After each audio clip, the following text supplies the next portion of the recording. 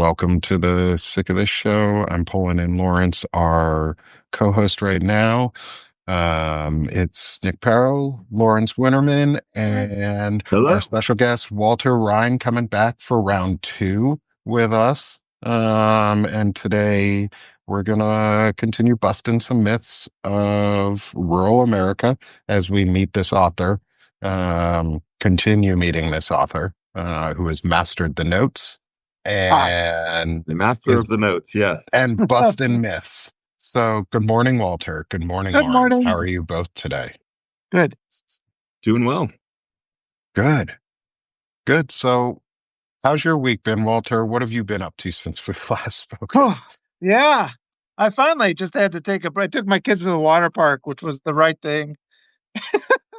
It was just like, you end up pushing things off, and I'm just like, we just got to get out of here and go do something where, and it's just so important to just throw that phone in like a bag and then throw the bag at the bottom of the sea and go do something else. And it's Yep. just, and then yesterday we went down the river, so we're trying to get the last bit of summer and kind of do some fun things for our mental health. Good. Mental health is super important right now, Cool. because it's non-existent, I think, in a lot of ways for so many people. Um, So good. I'm glad you got out to do something fun. I got to put my phone down unexpectedly yesterday for like 45 minutes, an hour, because we had an open house for school, for one of Oh, my kids' schools, and I left my phone in the car. And by the time I got close to the school entrance, my wife was like, "Nope, you're not going back to get it." I was like, "Okay, all nice. right. I guess I'm not. Hopefully, it doesn't explode in the car." That's And always it a didn't. blessing. Yeah, they do overheat in the car, but it's always a blessing when you leave your phone behind. You're always grateful for the break. So Oh, it's like yeah. just give yourself that. Don't go back and get it ever. Just make that your rule of life, and then Yeah. those periods will get longer and longer. And then one day you won't have a phone, and you'll be I, happy. I don't know, guys. I'm OCD enough that if I leave my phone behind, like my thumbs twitch and I'm constantly doing where's my phone? Right. I don't have it. Where's my I phone? I was in the army and they taught you keys, phone, wallet, and you literally pat down the three pockets that you put those in every time you go somewhere, or I, CAC card, keys, phone, wallet, and you got four pockets. And so I used to always just be like, oh shit, because you have shoulder pockets in the army yeah. on the Yeah, uniform. but And that's where you put shit. And you're like, oh shit, did I lose everything? And you do it like 500 times. Yeah. yeah, but That's so funny that you say that, Nick, because I'm not Catholic, but somehow across the years I kind of learned the spectacles, testicles, wallet, and watch thing. And I learned that one absolutely, too. absolutely kind of like I do that when I'm leaving. I'm like phone, keys, wallet, what up? Sunglasses, phone, keys, wallet. And Yep. yeah, well, didn't learn it that, in the army, kind of learned it from the Catholic. that's really interesting though, because it shows the conditioning of something like your phone. Like I remember when I first got a cell phone, I was losing it all the time, and you have to Hmm. condition yourself to put it in places where you're not losing it because you get so, and then that takes over. And it's like the same thing like with car keys. It's like I hang my car keys by the door so I don't lose them.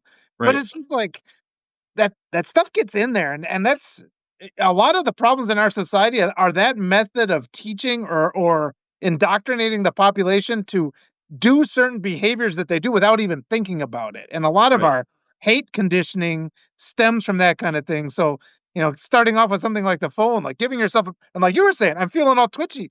I feel that way too. And it's good to like, gee, this is something I should explore. I shouldn't just succumb to be like, I'm twitchy, so now I should go pick up my phone. It's I need to overcome this so I'm not controlled by these outside Totally. forces. I, And it happens to me too. Walter, I was thinking the other day about, like imagine going back in time to, pre 2007, pre iPhone, and explaining to people like, no, no, no, like we're all going to end up with these smartphones, and you literally like you take it to the bathroom with you, like Yeah. when you're pooping, you reach it on your phone, or Yeah. play Wild Kingdom or whatever the hell the latest stupid game, or check your Substack messages, My favorite is we used to read like the labels. I used to read labels on bottles while I was in the bathroom because you're Oh, bored. of Like you course. just sit, sometimes you sit there and you're like, well, fuck, what do I have to do? And that's the worst time when you don't have your phone nowadays. Right. But mine for me is I get the phantom vibrate. Like where it Yes. just feels like I have my phone. Like I'll be holding my phone and it's not even vibrating, not doing shit, and I'll just feel it vibrate in my pocket. And I'm like, where's my phone? Yeah. Fucking looking at my phone. And like not and it and two, like I remember when I got my first cell phone, it was a Nokia, or my dad got his first cell phone, and it was one of those Nokia bricks. Yeah. And we learned how to play Snake on it. You Right. Oh could yeah. drive over those things with a fucking tank and they wouldn't break. Yet now you drop your phone 2 feet and it shatters. Yeah. Along those lines too, though, I had, you know how sometimes the phone will tell you what you spent all your time on the phone on last week? It'll send you the thing. So I had one where like this was a couple weeks ago. It's like you spent 7 hours on like uh what some stupid app like what's it called? Substack. Wadoku. It was Wadoku. And I'm just like, delete the app. It's like if I spent that much time on that app is gone. And it's like, so now it's got to be something that's like work related, like Substack. But if it's just me wasting time, use that and delete the app. You don't need that. Yeah, the only thing like I've I used to do I kind of do that is like if I don't use my apps for a while, I'll eventually just start removing them. I'll remove Yeah. them from the home screen first. Like I'll be like, oh, I haven't used this one forever. And then I'll always find a reason. It's always right after I delete it. There's something wrong with the account Right. or some shit. And you're like, well, now I can't log back in because I deleted everything. I didn't save that password. I don't know what that password was. I Yeah, set up this thing 20 years ago. It's yeah. in some Yahoo account that I don't have access to anymore. What the fuck is going on? And That's it's like when always you like your most important thing. that's like when you accidentally throw away a cable and then like you need it the very next day. And it's like so you're doomed to have like a whole closet just entirely filled with outdated cables that no longer work. I've done that too. Like it's happened like that the literal next day. It's like I had that cable I just threw that away. and I Yes, just threw it away. I that's what think it that's was a for. printer cable once, like Yeah, the yeah, oddly shaped printer cable head that's not square. It's yeah. like a What's weird this trap. for?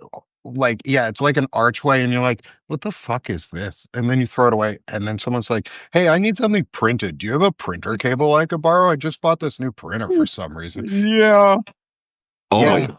I did until you showed up. yeah. Well, that gets us. Oh, well, thinking of things that get lost sometimes in, the world of talking is, I think, the myth of rural America. Big shift, Yeah, big shift yeah, on this one. But yeah.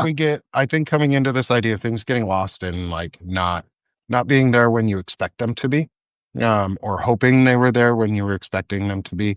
I think, Walter, you have a really good way of breaking through that mythos around rural America. Um, and I'd love for you to talk a little bit about maybe what you've been writing this week, Yeah. and some of the things that's come up for you, in the course of a week's years worth of news in a week. Oh, yeah. I think a lot of it though is just the willingness to do it, and like we were I was briefly talking about before, like the indoctrination.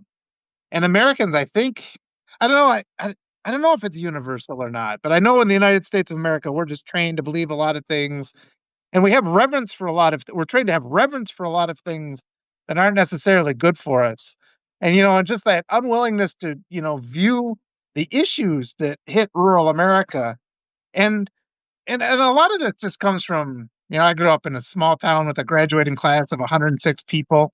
I guess I'm getting a little feedback. Maybe that's I'm a little too noisy. So and it's just been throughout your life at some point, and we all have to just accept that we have to do a deep dive into our own psyche and just start to recognize why some of the things we see and believe we get uncomfortable in certain situations, and it's not because of stuff that we decided on. It's because of stuff that was put there, for the benefit of other powers. And like one of the things, like my rural community, there was racism, there was homophobia. These things are just pushed into you. And it's one of those things like over the years I've been unpacking this and I've talked a lot in various spheres where I feel a lot more comfortable now, where you're talking about those issues where you're not going to inadvertently say something that's just been kind of ingrained into your thinking as just the way the world is, and you don't realize that that's causes harm to people. And I'm mindful of that always, and I'm feeling more comfortable about it. But you still have to be ongoing and be willing to learn, and you just have to also be not become hostile because we're in the United States. Everybody becomes hostile. You talk about things like white privilege. Instantly, people are hostile, and it's like, look, I'm not saying your life isn't hard. It's just there's this thing called privilege. In some ways, your life is easier than other people, and you just have to work through that. But those reactions are so out there. One story I wanted to mention though was just like I think the level it's a combination of racism and homophobia in these small areas. And I think particularly with the homophobia, they're just trying to prevent you from having caring relationships with people. Like boys punch each other rather than just like embrace each other out of fear of being, perceived as Labeled not gay. masculine enough. Right. Yeah. And it's just like Yeah. why do we do that? It's like, and over time, I mean, starting in about college, I got into the habit. It's like, let's just give each other a hug. As somebody I haven't seen in a while, give them a hug. And it's just like step by step. But another one that's really weird is like the reluctance to dance. Like men in America and they're reluctant. I don't know, maybe in cities it's different. In rural areas, men won't dance. And it Well, wasn't until, depending on what areas, the South men dance, but it's very Right. line dancey. Is it yeah, country and it's blind dancing? yeah, Exactly. Yeah. it's more like doing the Imperial March. Yeah, But it's yeah, more like a wooing, like they're at a salon or something. They just don't want to call it that anymore. Yeah, yeah. We did square dancing growing Hmm. up, and there was this weird story I had read about how it was actually Henry Ford who wanted to do square dancing to like save America again. I think he was trying to knock out jazz. He was worried about jazz, so he wanted to like do square dance. So it was this Right. The really evils of weird. jazz Yeah, got to have Yeah, those because it originated squares. with black people. Right. yes. Of So course. it's racism. But this I didn't wake up to this until I moved to Peru. And it's like here I'm in Peru, and you're always like, as a frustrated young man, you're like, oh, I want the opposite sex to be interested in me. Why aren't they interested? So then you're at a bar, and like a beautiful woman comes, like, hey, let's go dancing. No, I don't dance. And it's like at some point, it's like all dancing is a person holding their body against you. It's like at some point it occurs to you, it's like, why am I turning this down? It's like this is exactly what I claim that I'm looking for, and then you have the opportunity and you turn it down. So it's yeah, overcoming that stuff that's just indoctrinated into you. It's not to your benefit. It's a lifelong process. Yeah, and there's some comments coming in the chat around the Good. dancing and about how like white men can't dance. And yes, it is a very true stereotype. There's a reason that that stereotype exists. And I think, to be totally honest, I think it goes a lot to this idea of like purity culture and you needing to be in the history of white maleness is purity culture and needing to be square and on the line and straight in Right. every single way, and you have to be perfect on it. And I'm not giving white men breaks in this. I'm just saying this is probably where a lot of that came from. Is like I have a really hard time dancing, but I've also always been told my entire life that white men can't dance, and so I may Yeah. as well not even try. I, And so I just didn't even try. I was like, well, yeah, I got two left feet. I give it up. And so I don't. I mean, I go to mosh pits though, and I just let loose. sure. Yeah. Riddle me this. Can I dance because I'm gay, or am I gay because I can dance? I Which came first? I think that's the Well, paradox of gayness. no. Honestly, I think a piece of it is that being gay, you're already like confronting and shattering stereotypes about manliness and masculinity. Yeah. That Yeah. I was like, okay, well, fuck it, I guess I can dance. It's sort of like the bow tie. Like Miranda and I were talking about it yesterday. I had a conversation with the poet Miranda, and she went through a bow tie phase Right, when she was transitioning. And I went through a bow tie phase too. And we connected on it because the bow tie is sort of this like, it used to be when it was the fashion, it used to be obviously the fashion. But then men, as it came out of fashion, if you notice, most like straight down the line men don't wear bow ties right, unless it's like at a wedding. But if we're not, we do wear bow ties. Like bow ties are freedom, bow ties are fun, bow ties are a little like pop of color that you're unexpected with a pocket square that goes with it. And so we connected on a bow tie story. And it was so fun because we were just like, hey, This is my dancing. I can't dance, but I can bow tie. I want to talk about that though. I know what you're saying when we say white men can't dance, but I mean Patrick Swayze could dance. I mean Right. John Hmm. Travolta could dance. So it's Right. like and it's sort of like we kind of get that in our head, like, oh, this is not something we do, but it's like you just and it takes a minute because it's the hips.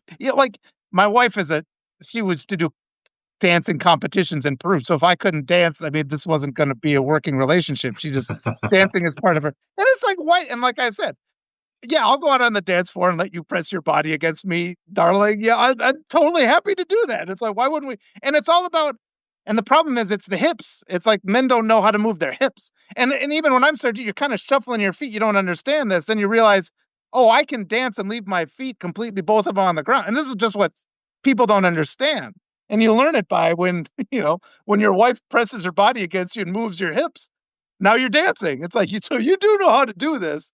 And it's just like, it's that mental block you have where you're like, I shouldn't be, and that's what we have to overcome. But I mean, it's like it's just being an athlete. I mean, you watch a professional football player make an adjustment to catch a ball. That's body control. That's the same thing as dancing is. Lynn Swan used to take ballet, and these are the great things. Those representation throughout history, and Patrick Swayze was really great at this. I mean, he did all this silly kind of action movies, but he came to it through dance. And he Right. would go on TV often and say, "Look, you get in shape. It's a great way to meet people. It's a great way, all these things about it that are wonderful." So just bit by bit, you got to change that culture. But you're right. It's that purity indoctrination where it's like we can only do square dancing. We can only dance when we're 6 feet away from our partner. And it's just like that's costing us. That's hurting us. Well, it's interesting because we on the Gen Xe Daily whatever just before this we were having a conversation about kind of men who think that that it is the obligation of women to dress modestly because men don't have any control over their own urges or their own bodies. Yeah. And so I wonder if part of the issue around dancing is kind of the belief, the bullshit line that men get taught that Yeah. they can't control their own bodies, they can't control their own urges. So if you're close dancing with a woman, you're like the devil is just right next door. Yeah. You know, there's something when I first went to Peru too, another thing that happened was they greet each other like the women will greet you by giving you a kiss on the cheek, you know? Hmm. And I didn't realize I was in a sorry mental state when I went to Peru, and just that, and it wasn't a thing of arousal. It was just like human contact and the impact that has on you after just a couple of weeks of that, where your whole psyche just kind of relaxes, and you're just like, oh, because you can just depend on, okay, somebody's going to kiss me on the cheek today, and that's something we don't have in the United States. It makes you crazy. I mean, if you Yeah. don't just get a human touch, like a kind human touch, and so much of our society, this ridiculous toxic masculinity, you're not allowed to embrace your friend who's a man. You're not allowed to dance with just people. It's just it hurts us. It builds up, and it's like a plaque that gets in your brain and just makes you. Yeah, it's bad for us. And we need to recognize it. Yeah. Yeah, and it also I think is on top of that, like it's a patriarchy thing to isolate ourselves Right. Yeah. because we have to feel like we're, I don't know, bigger and better, and that Yeah. it's the woman's fault that we would have to keep ourselves away because like if you look at like Mormon dances, like I know a bunch of Mormons. I actually got to go to a Mormon service in France once, which was really interesting. Ooh. I went right after going to a service in Notre Dame. We went, and I'm not religious. I just went and I realized that I would never make it in uh, in Catholicism because of all the smell. Like I would get so overwhelmed. I'd be like, "Ugh." Like they couldn't keep me there long enough to become a choir boy, so I would have left. Uh, but like it's really interesting when you talk about like that purity culture is like Mormons. They'll literally put like a freaking hands between you and go, "You're too close," and they'll move you Yeah. away like certain distance so that you can't touch your partner other than like the shoulders or like a very square spot on the hips that is not sexual. It's just Yeah, very, I'm in control of your body, is what I think it yeah, is. yeah. Um, and it's Well, it's really interesting that weaponizing. yeah, go ahead, go ahead. Well, I was gonna say it's like weaponizing just human sexuality, you know. Right. And there was the Kinsey report, and this is something I've been thinking about a lot too. Because in the Kinsey movie, he said nobody's 100% straight or 100% gay. Everybody's somewhere along that line, you know. And if you just have honest conversations about arousal, like if you're watching a scene, this is kind of a funny story. We're watching a scene. It was just like a kind of a there was a sex scene in a show. I was watching it, and it was you couldn't really tell what you were looking at, and the camera's kind of panning down. You don't know what's the male body or the female body. And I was watching it, and I actually thought I was looking at legs until they got to the hands, and the hands were like this. And my kids were there, and I'm just like, "Gee, I thought those were legs." So then we were all laughing because like people had their feet in an embrace like this. But it's like it gets back, it gets back to that idea. It's like you don't know. It's like, and I even had a friend who got all mad. He was watching a show like when I was in high school, and he's like, "Is that butt I'm seeing? Is that male or female?" And he's all worried about this. And it's like, if you like it, who If cares you, what it yeah, Right. if you is? like it, Right. who Just chill the hell cares? out. Right. Like that's the fun thing about being the fact that it's a spectrum of Yeah. like, especially if you're willing to finally admit that you're somewhere on that spectrum. Like it took me a long time to admit it. I'm glad I finally did. Like I finally admitted I was somewhere on that spectrum. Because you look at it, like I'll go out and my wife and I will go to rock concerts and we'll both look at men and women together. We won't leer, we'll look. We know the difference. But it's also you go to those concerts and people want you to look like there's a reason certain people go to those shows and dress the way they do. They don't want physical attention. They want visual attention. And that's Right. why they're there. And if you know how to respect that, they care. They're like, okay, cool. You understand that there's a very distinct line between I'm okay with you gazing at me, but not touching me. And so my wife and I will go to these shows and it's just like the county fair. We'll just sit there and we'll just watch Yeah. people. And it's fun. And if you think about it on a spectrum, if you've ever looked at a guy and you're a guy and you've been like, man, that dude's really good looking. Like, God, I wish I could be that good looking. Yeah. If you're not doing it in a way that is like egotistical to yourself and you're just looking at that guy and going, man, is he good looking? Is he attractive? You're on the spectrum somewhere. Just admit it, dude. It's okay. Like we all have feelings and we all have thoughts. Like no thoughts are bad thoughts until you act upon them. Like there are shitty thoughts out there. Like I'm going to go rob a bank is a shitty thought. Right. I'm going to go kill someone is a shitty thought. But until you act on them, you can let your brain go, oh, I have shitty thoughts. And if you think of them as shitty thoughts, and I'm not saying being gay or being bi is shitty thoughts, I'm just letting these people know that if they think they're shitty thoughts, like, cool, That's man, that's the key. you Yeah. just have them, like, whatever, dude, it's okay. Don't fucking hassle yourself. And I Yeah. also think I got my friend Jake Summers in the chat with us today. He's actually coming on later for Vet Talk with Frederick Pogue and I. One of the things he said was hugs. Is men have been, and from an early age, we're taught as boys and men not to hug each other. Like, Yeah. oh, that's girlish, or that's what the Mhm. girls do. You're a lady man.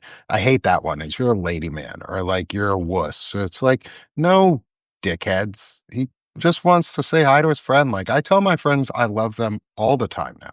And I give Yeah. my friends, especially my male friends, like my brother-in-law, I give him, because he's my friend, I give him a hug every time I see him. I tell him I love Yeah. him every time I see him because I do and I Yeah. care about him.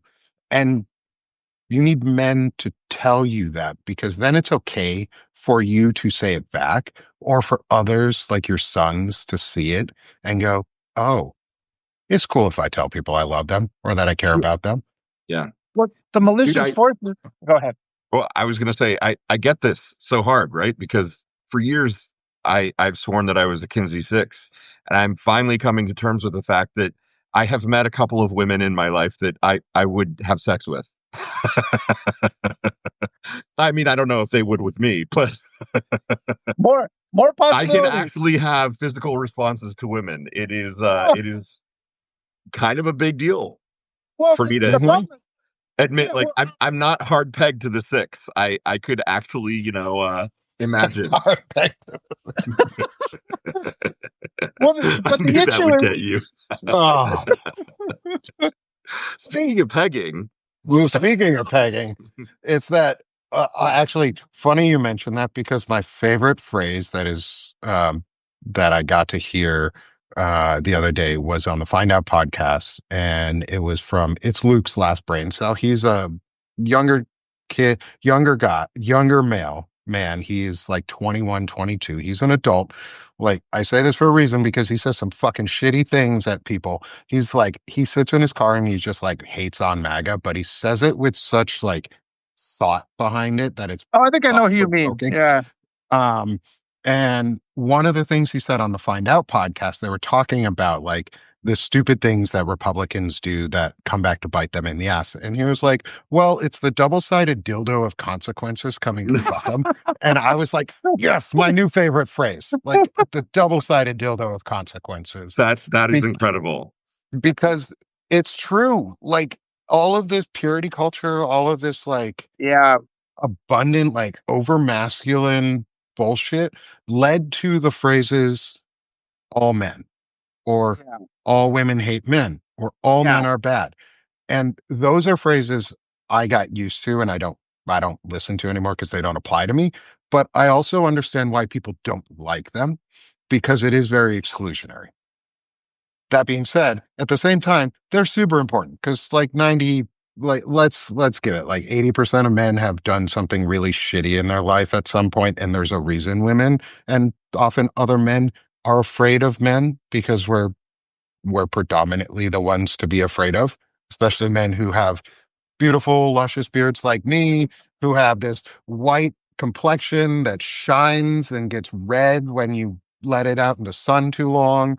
Um, and don't know how to dance because it's all that pent up rage. Yeah, That we're not you express. would like dancing. Go learn how to dance. Go take a dance class and just enjoy it. And but I think a lot of it is we have that malicious forces. They want to make people feel shame for feelings that are completely normal. And I wrote an article about this. Just we were talking about it about mental health too. Like we talked about the last time. Everybody's had that moment where you felt it's crossed your mind. I could end this problem by the worst possible solution. And it's like everybody has felt that. So we have to stop, stigmatizing it and just have these open conversations about things like that and just get rid of the shame. But you see, too, like the right is always like, there's man and there's woman. It's simple. They always want to and they just don't want to see any nuance in reality because that gives them this illusion of power. I understand things because they're simple and I only recognize the two things. And it's like once you see that there's all this endless, beautiful possibilities, then they realize they don't have any control. So they got to force that reality on it. But it really is torture. I mean, you're torturing kids when you're making them feel shame. I mean, because I grew up and it was just like constant attacking, like you're in kindergarten and they're like talking about the quote unquote evils of homosexual. It's like, why are you even talking about this? And you become terrified and you don't, and so it makes it so rather than, greet your friend with a hug, you go up and punch him. This isn't helpful to society. And it's like, this is before you've had a single sexual thought of your own. Right. Yeah. And it's weird because the right is the one who's indoctrinating kids with this bizarre, perverse sexuality because they refuse to recognize what human beings are actually like or, Yeah. or accept it. Or they've pushed down their own feelings so hard because they've been Yeah. convinced that they cannot feel the things that they actually do. And that's what gets me the most Yeah, about that's so many sad. of these men is they've been brainwashed and abused into Yes. hating themselves and hating everybody else around them, and they Right. perpetuate a cycle of abuse because of it. Yeah. And yes, they are at blame because they're perpetuating the cycle. They chose to also perpetuate it.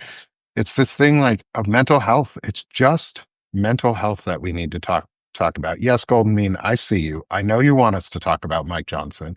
We can get to Mike Johnson and his little Johnson at some Oh point. God.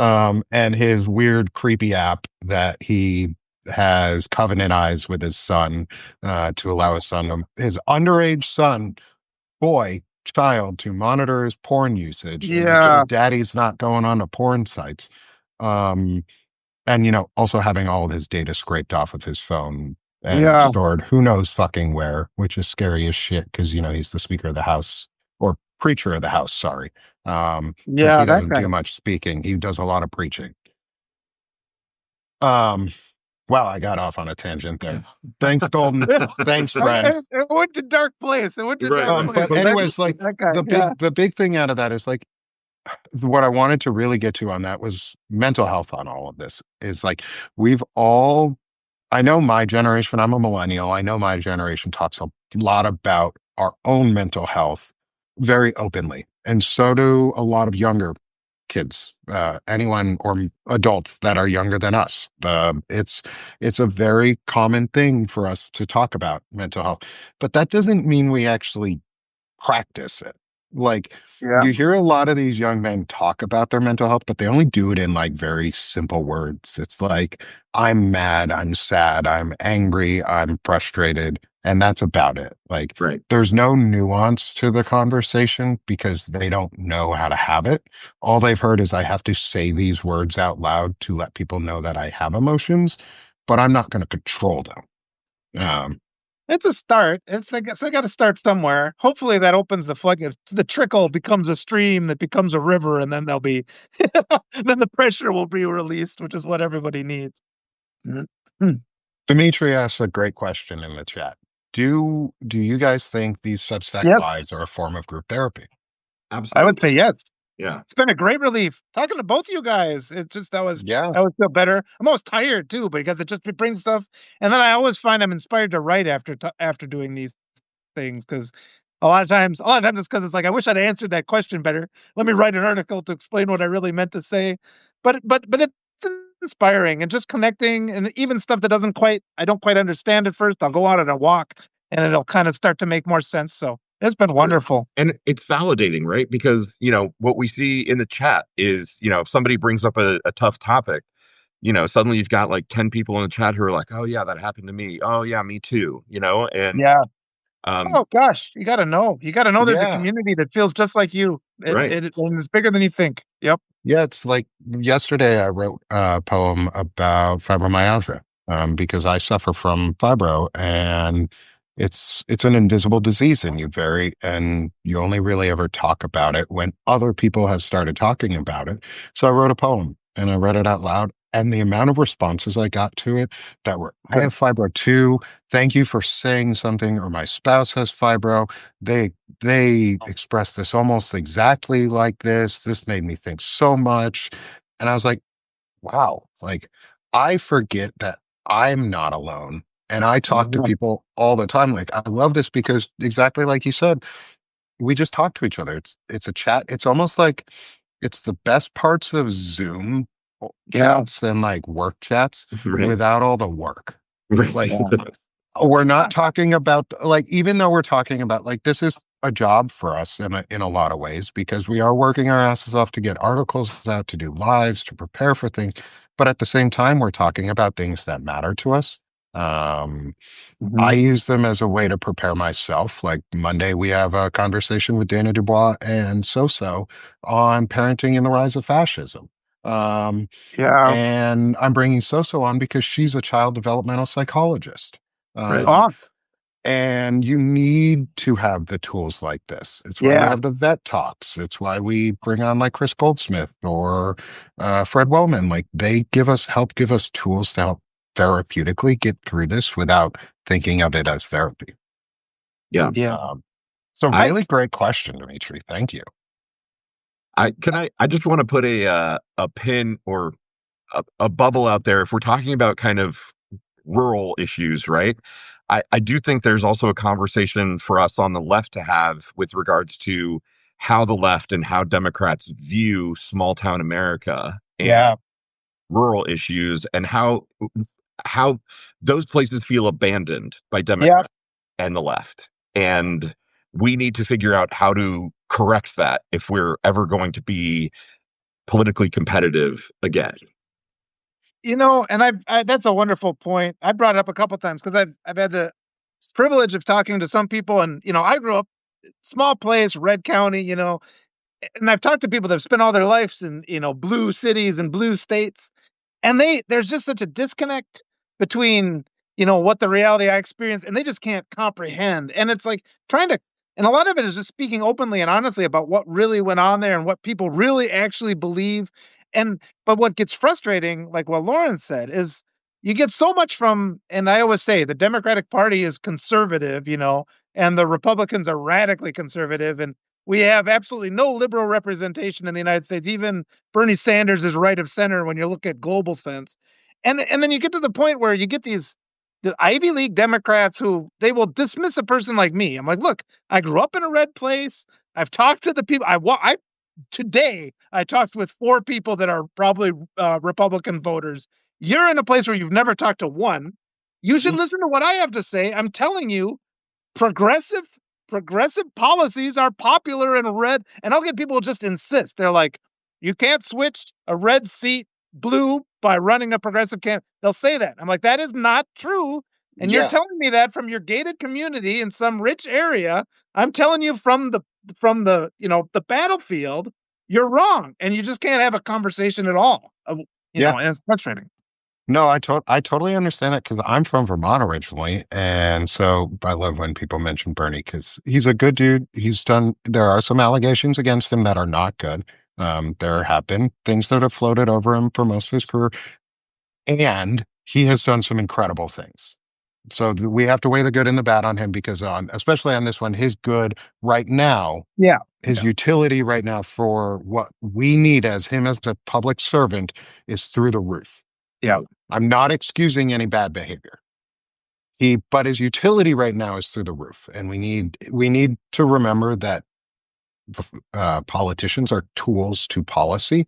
And if we talk about policy ideas, like you said, progressive policies are by far way more popular than conservative. You poll anybody, and they go, "Yeah, I would love to have healthcare that I don't have to pay out of pocket for, or my kid to be able to go to school so I'm not in debt for the rest of my life, or they're not in Yeah. debt for the rest of their life." I'm still paying on my student loans. I graduated college the first time around 11 years ago now, if not longer. Like, no, 13 years ago. Something ridiculous. And like I'm still paying on my student loan. And I was in the army. Like, let that sink in. Like I joined the army and they didn't forgive my student loans because I wanted to be able to go to college again. Right. And like, but if you ask people in normal areas and who are in red areas, I live in one. I'm in Arkansas. It's very red here. Like I'm getting Yeah. ready to move into an even redder area, which is okay because you know what? They're mostly normal people who just have never had anyone ask them or challenge their opinions on things, and they just get away with shit. But once you Yeah. put your foot down, they people tend to back off and they give you a lot of respect. And then they go, oh shit, maybe your ideas do have weight because you set a boundary with them in a way that's never been done before. Um, and I think progressive policies have a way of putting that boundary down and going, there's a value that we understand is fundamental to everyone. From there, we go forward. And Yeah. I think that's where progressive values win over conservative because it's about progressing people forward and giving us all a chance at pursuing happiness and Yeah. Yeah. pursuing justice and liberty and all the things that we're supposed to be able to pursue as Americans. And I think that we need to take that and then we need to apply it to facts on the ground, right? Yeah. So Yeah. a year ago, I moved from Seattle to Indiana so that I could be close to my family. I've been here a year. And here's the giant secret, folks. Indiana is chock full of amazingly charming little towns that were usually centered around some big manufacturing facility and then surrounded by local farmers, right? And the thing that happened in Indiana, that happened across the Midwest, that Democrats were complicit in, is the fleeing of manufacturing from this country. And I don't want to get into Donald Trump says he wants to bring manufacturing back. He's actually fucking right about this topic. Although the way that he's doing it is insanely it's stupid. completely wrong. Yeah. Yeah, Yeah. completely wrong and stupid.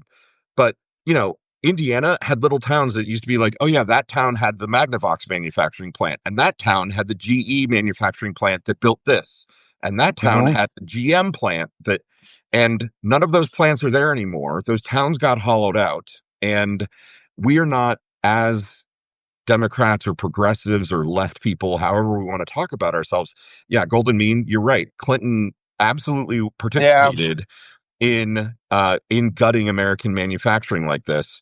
But we need to talk to those people who live in those towns about how we can actually bring back jobs that people, you know, that have an affordable wage, and that maybe it doesn't require a college degree. Maybe it requires trade school, and that's okay.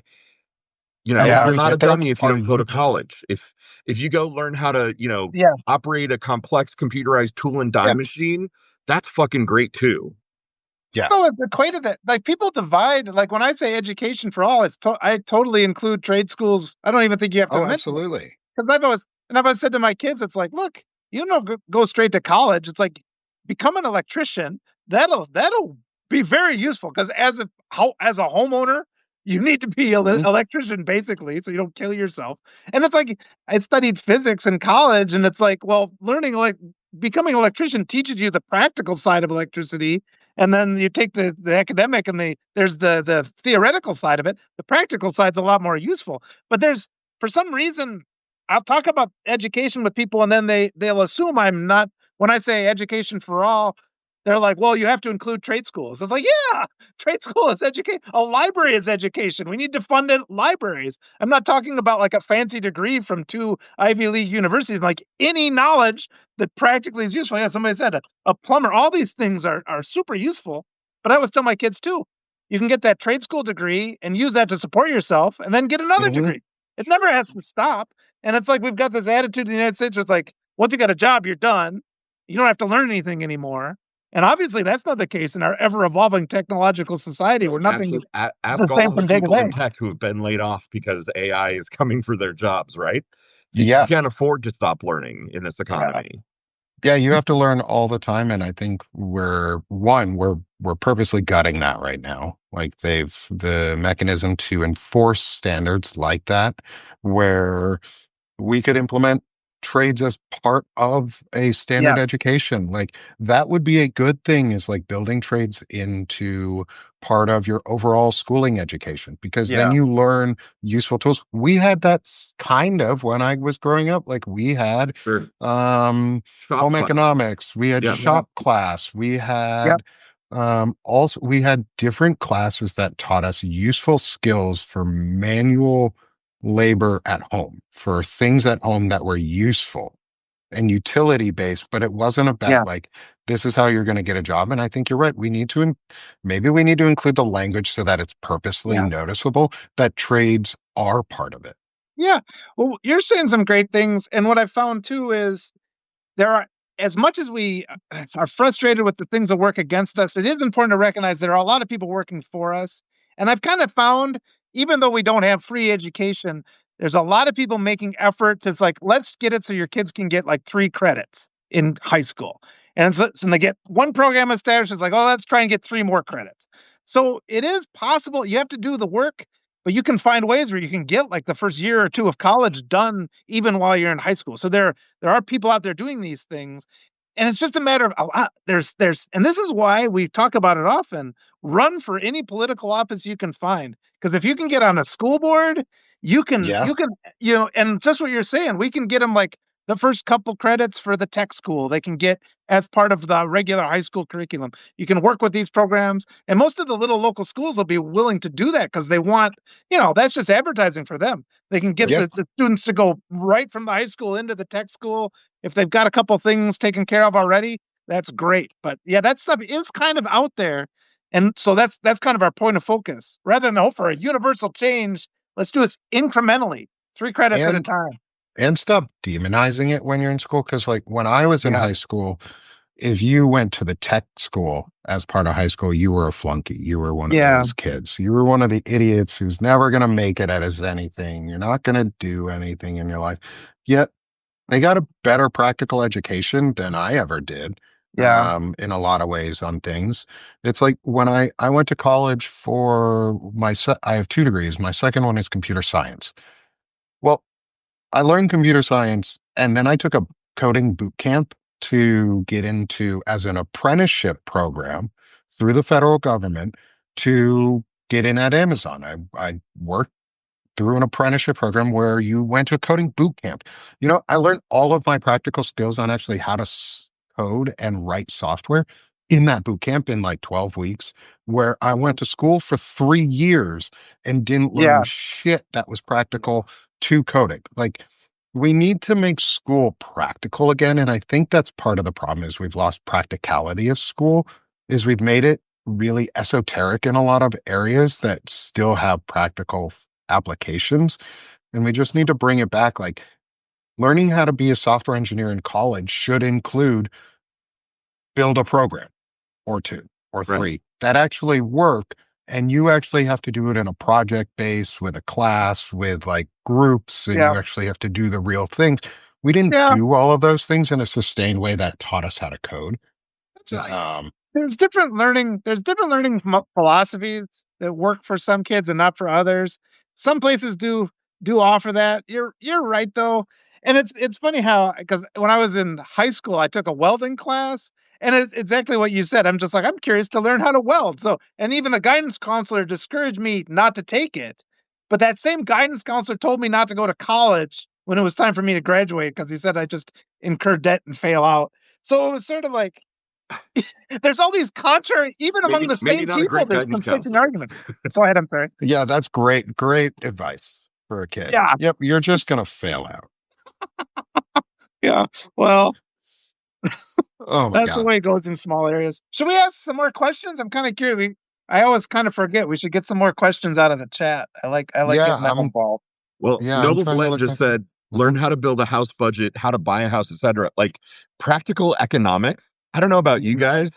My high school or college education didn't teach me how to balance a checkbook or understand the interest rate on a credit card that was being offered to me, Yeah, time value of money. Like yeah, I, yeah, Like, like it's we need that kind of financial literacy, numeracy to be taught in. yeah. Become it's funny. financially independent. That should It's be funny you the goal. say that though too, is because that's like a right wing. That tends to be a right wing trope. Is like, oh, we don't. School sucks because we don't learn how to do these things in school. Well, maybe they're right on this one, and Right, the maybe right wing it's, can be right, stock Well, clock. okay. Let me but answer they're that. going about it wrong. Yeah, well, the right deliberately sabotages our school for the point, and then they complain about the things that aren't Yes. working. So they take away funding for those kind of classes, and then they turn around and complain kids aren't learning things practical. Sure. So that's how they work. And it's I sort of like, It's how they work writ large, right? Like yes, the $3 yes. trillion in tax cuts to billionaires that added to the deficit. We're already We've got starting out to of hear control like spending. Yeah. they're going to use it as a tool to get rid of Social Security and Medicare and Medicaid, right? Like that's their plan. They've been doing it for years. They give these giant cuts that balloon the deficit, and then they run around freaking out about the debt and deficit. And it's like, yeah, Yeah. you guys did that Yep. last term when you were in. You fucking did it. So They took civics out of high schools, a majority of high schools, so because too many kids knew their rights, so Yeah. Republicans didn't want that anymore. And right. then they got these voucher programs so they can defund public education and put it into, private schools, which are allowed to segregate. Private Yeah. schools can say, I'm not going to teach your kid for whatever reason. So there's all kinds of things. They're deliberately sabotaging our whole educational system. Yeah. Yep. And it's something too I want to touch back a little bit on its idea of labels around it too, is I think we need to get away from the labels of left and right for now. That's cool. Um, Yeah. because there's really no left and right overall. All right. Yeah. There's radicals, and then there's the rest of us. Yeah. Yeah. Um, and I think we need to start bunching just them into a group and let ourselves, like, I keep I've said it a couple times when we've talked about like run for something. Like, there's a website everybody should go to if you're Yeah. interested. Go to runforsomething.net. Uh, it's that simple. Runforsomething.net, and you can sign up, learn how to run for something. Even if you're not going to run, it gives you a chance to learn and then possibly help somebody else run, because most of these seats in red areas have just never had somebody Yeah. worthwhile run for them. And one of the things I have been saying was, maybe you go in and say, because a lot of these areas, it's always like, oh, the Democrats are never going to win because everybody hates Democrats. Well, no, they hate the National Democratic Party, sure. But Right. like Arkansas, we gained a Democratic seat in the state house. And we're getting closer to breaking the red supermajority in the state house. And that shows that Democrats are popular because they came in with very progressive ideas and they said, these are what we're going to run on. Yeah. And because they talked to the people that live there and they were just like, hey, Yeah. I'm a Democrat. And I think the message I want to get in is lean into being a Democrat. Don't Yeah. run away from it. Like I had been saying before, maybe introduce that second as who you are. Like if you're going to do something local and help your community, no, fucking lean into that. Like go, I am a Democrat because I believe in the Constitution and don't have to explain yourself. Just give simple, concrete, pro people populism works and Yeah. pro people ideas because you're listening to people and then just give those ideas back in a way that people care about and that are helpful. But lean into who you are because we have to establish now, because the Republicans are really good at it and MAGA is really good at it, is establishing Democrat bad guy on Right. Yeah. everything. And it's always the Democrats' fault somehow. Like Biden did it or Obama did it, the black guy did it, the woman did it, something. It's a Democrat's fault. Yeah. And I think we need to lean into it and just say, nah, we're the Democrats, like us local people, we're Yeah. Democrats. We're really into the idea of actually taking care of each other and show it. And just show it because the right has abandoned showing that they care about anybody because they Yeah. don't. You have to combat And the we need to narrative. do it. Yeah. And I'm That's the seeing thing. names come up. Stacey Abrams, Jess Yep. Piper. Jess Piper is Yeah. a great example. She's out of Missouri. She's just like Walter in this. She is a rural person who Democrats basically just ignore. Like she's got incredibly great ideas. She's leading progressive values, but people just ignore her in the larger Democratic Party because she's a progressive Yeah. in a rural Right. area. Because she can't win, right? Because she Yeah. can't win. Yet she could. She can. Yeah. She should. I hope she runs for something because she can win. Yeah. And I think there's, so again, I'm in Indiana, right? I'm in Fort Wayne. My brother-in-law and I are looking at joining the local Democratic Party. And part of what we've discovered so far is that the folks at like the Democratic Party level in some of these red states have kind of made peace with the idea that they're not going to be in the majority. And so, there's a guy who, one of our local state house reps here is basically like the pet Democrat to his Republican buddies in the Yeah. Republican majority.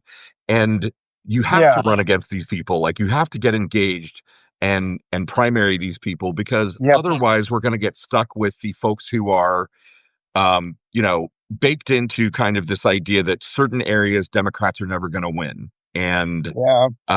and that's holding us back at the local level as much as anything else sometimes.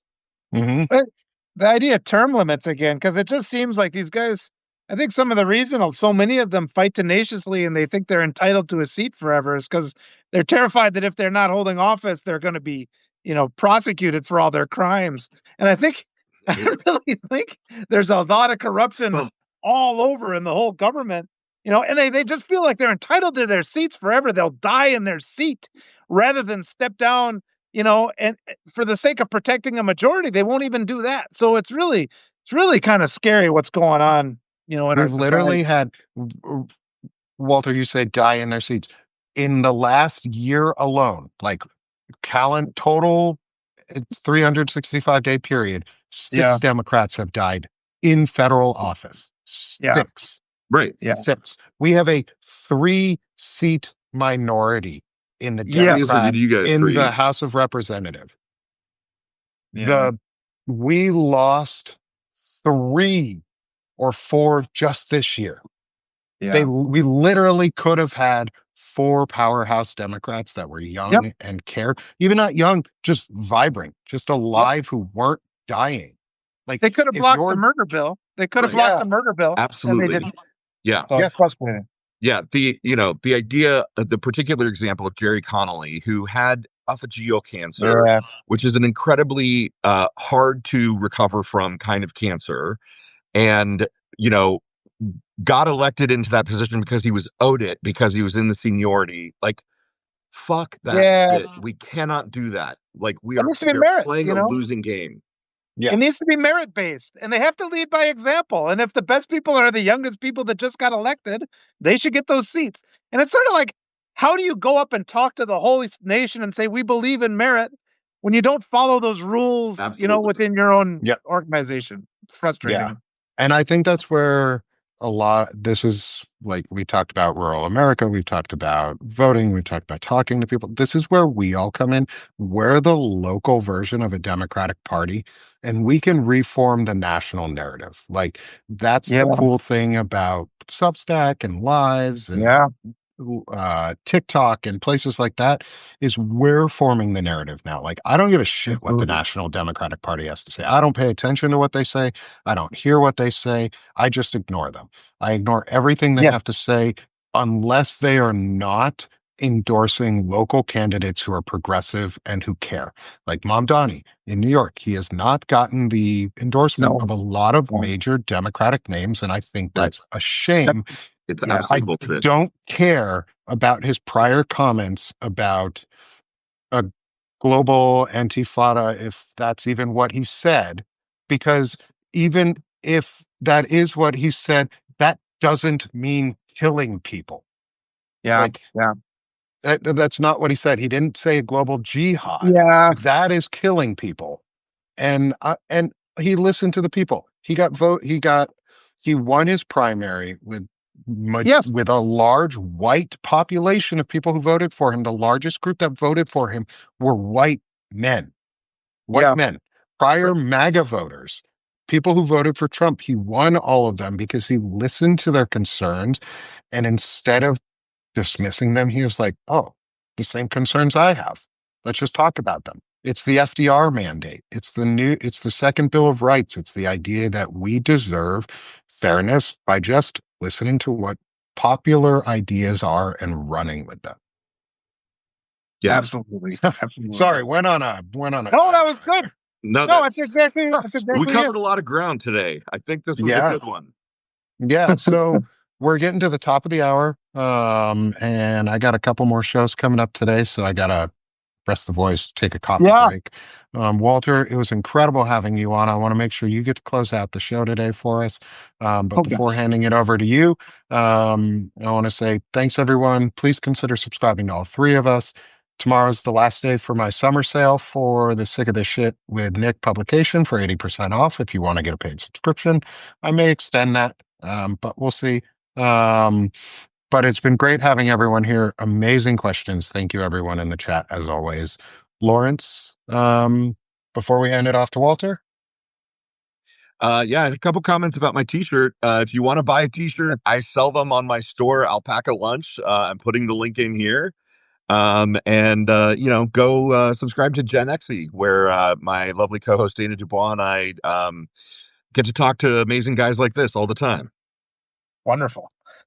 Perfect. And I'll just say, yeah, thanks so much for having this. And like we were saying before, this opportunity to speak just helps you clarify these arguments. And I find there's a lot of power in just speaking your truth because it helps you put aside those doubts, and it's like we're surrounded by all those lives that make us feel doubts. Thank you guys. When I get to talk to you guys, it's like reinforced. We can course correct a little bit when it's necessary, and it's always going to be necessary a little bit, but it's just like more and more we gain more confidence in our message. And as we speak together, it gets more and more out into the real world. The people that listen can also go out and speak more or just listen if you're only comfortable with that. But I started doing these talks just to improve my ability to communicate what I think is important. And I do feel as if the trend is changing. It's people are more open to a lot of the things we're talking about now. So I think the work we're doing is having an impact. So again, thank you guys for having me, and thanks everybody for being here. Thanks, everyone in the chat, and we'll see y'all later. See everyone in half an hour for Vet Talk with Frederick Poganai and Bobby Jones. So have a great day, everyone. Let's stop being sick of this shit and let's start doing it. Thanks, y'all. Perfect. Thanks, everybody. Thanks, Nick. Thanks, Walter. Yep. Bye. Thank you guys. Bye, Bye. guys.